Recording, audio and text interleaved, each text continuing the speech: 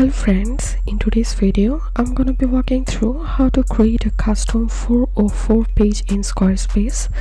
But before getting started this video, make sure to subscribe how to 1 minute.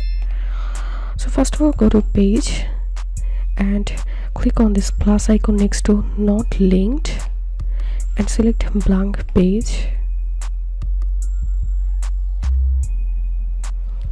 And now click on edit and customize your 404 page according to your requirements, and click on this gear icon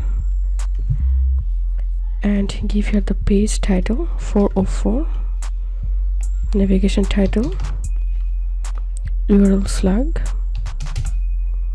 and click on save and go back from here and click on design and select 404 page. Click on this drop down and select the newly created 404 page and click on save.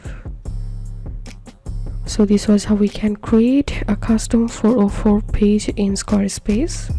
If you think to see more Squarespace videos, please check the links in descriptions. If this video helped you, give a thumbs up and please consider subscribe to How to 1 Minute. Thank you for watching.